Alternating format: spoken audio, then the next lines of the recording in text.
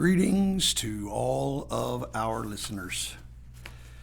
Thank you for joining us on this Wednesday edition of Face the Truth, coming to you from the Truth Church of Olathe, Kansas.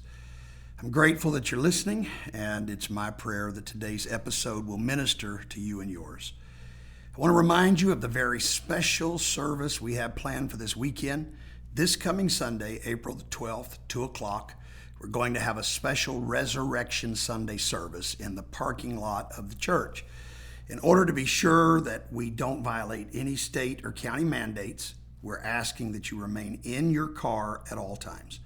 The building will not be available, even for use of the restrooms. You'll not be able to make physical contact with anyone.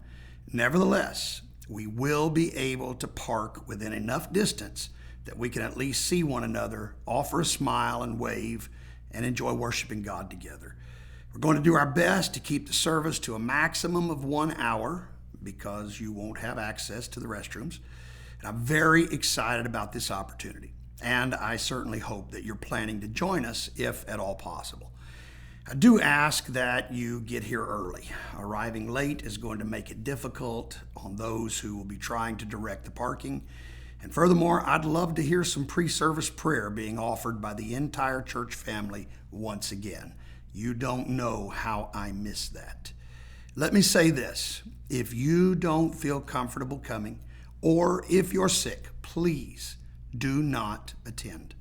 We still plan to offer a live stream online, so you will have that option if necessary. For the rest of you, however, let's come together for the first time in several weeks and celebrate the fact that Jesus is alive and that the Truth Church is also alive.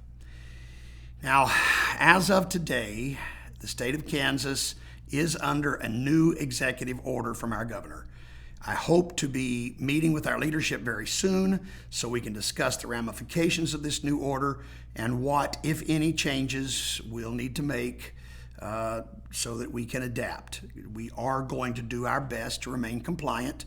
I am going to try to get some clarification from the governor's office today, and so hopefully we'll have some answers for you maybe by tomorrow's podcast. So just stay tuned to that.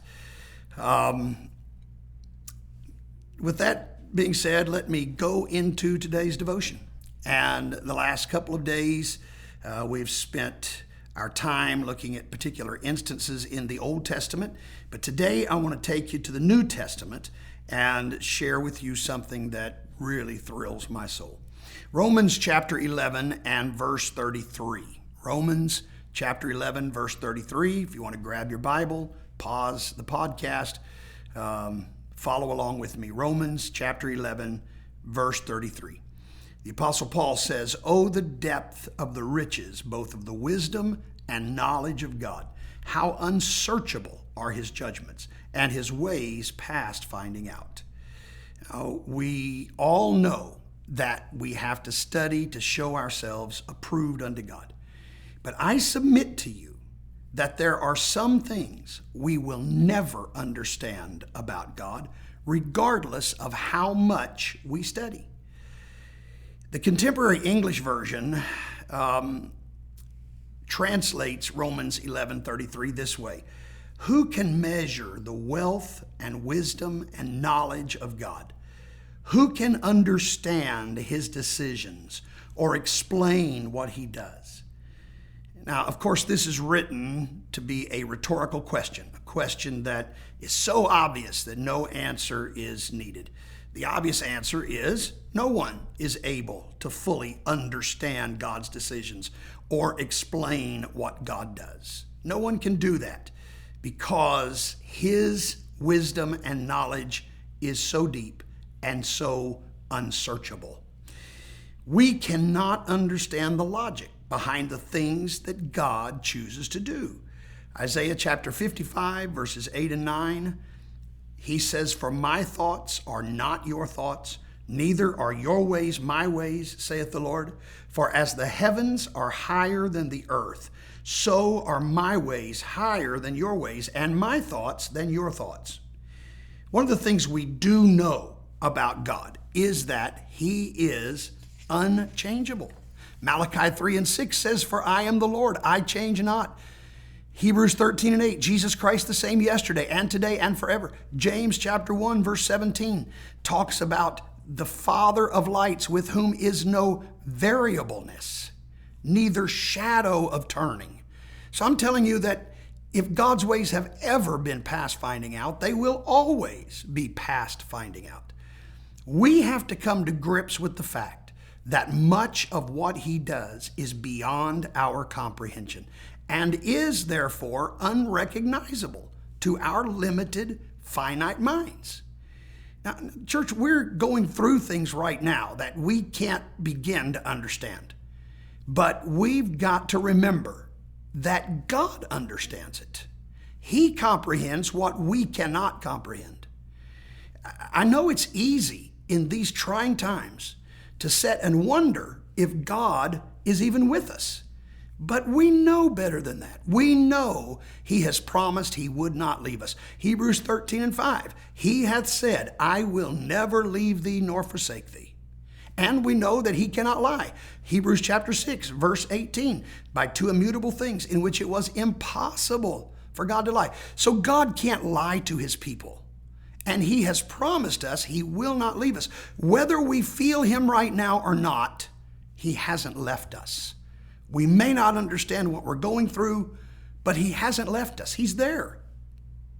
And yet I know that all of us have gone through times in which we just couldn't recognize God's presence in all that we were experiencing. Go back and read the book of Job.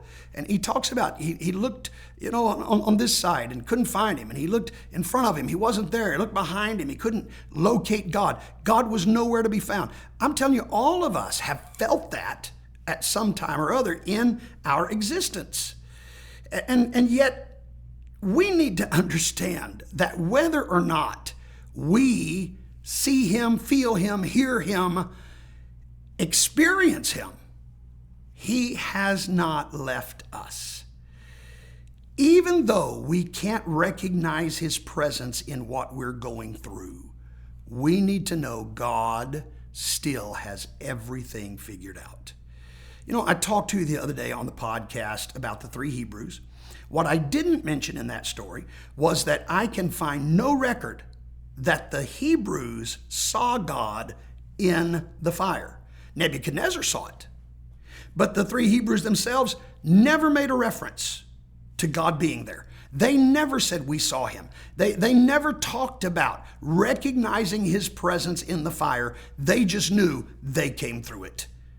And obviously, God is the one that had brought them through it.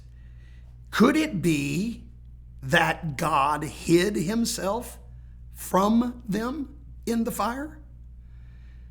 Those on the outside could see it, but maybe those in the midst of that furnace really didn't know God was there. I'm going to tell you, it's highly likely that much of what we experience is done in ways that are just too wonderful for us to figure out. And even when we don't recognize God in our midst, I want you to understand today, He is still there. You see, His ways are so far above ours that we can't possibly begin to comprehend what or how or why He allows the things that He allows. I've often been asked as a pastor, why did God allow this?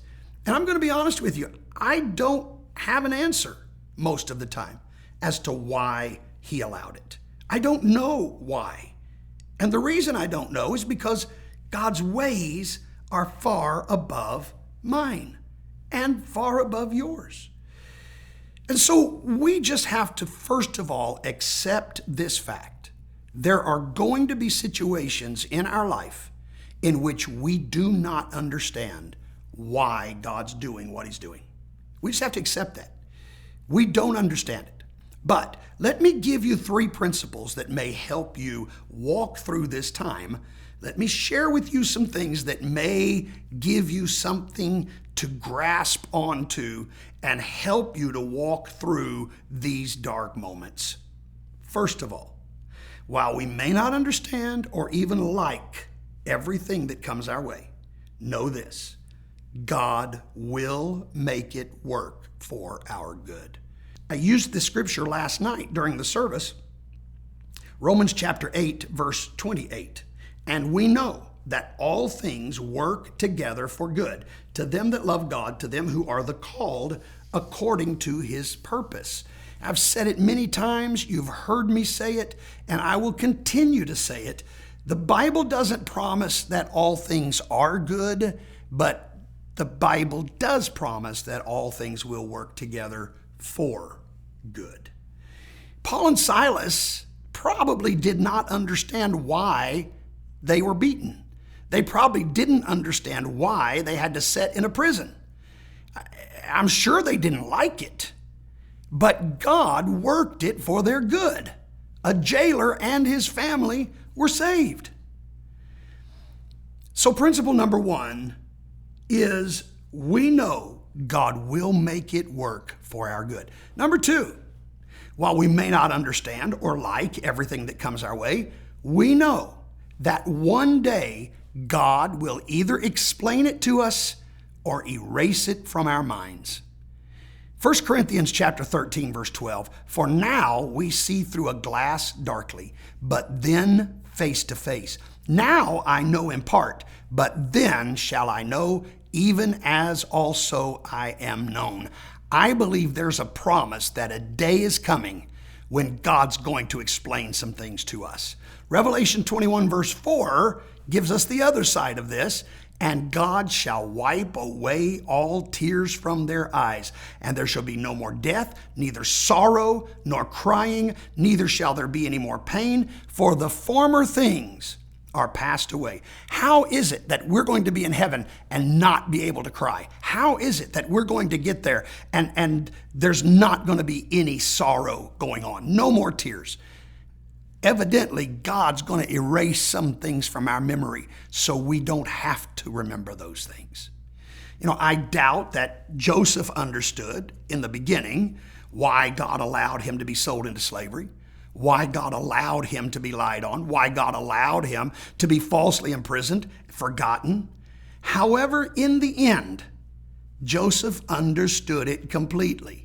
Genesis 50:20, he told his brothers, God did this to save much people alive. Joseph didn't understand it while it was happening, but he did understand it after it was over. My third and final principle is this. While we may not understand or like everything that comes our way, we know that God will one day repay us with much more good than the sum total of bad we've experienced in this life. Listen to this, Romans 8:18. For I reckon that the sufferings of this present time are not worthy to be compared with the glory which shall be revealed in us. Did you get that? Paul said, whatever sufferings I've endured here, they're not even worth comparing to what God's going to give me when I get over there. Look, we can look at even the examples I've given you today. Joseph, he went through all of the suffering, all of the sorrow, all of the heartache, but he became a ruler in the end. Paul and Silas, beaten, imprisoned, but they started a church in the end. As Brother Merriman pointed out on Sunday night, Job went through all of the sickness, the loss of family, the loss of possessions, but he ended up with twice as much as he started with. Look, if you can hang on to those three things, number one, God will make it work for our good. Number two, God will either eventually explain it or erase it from our minds. And number three, God will one day repay us with much more.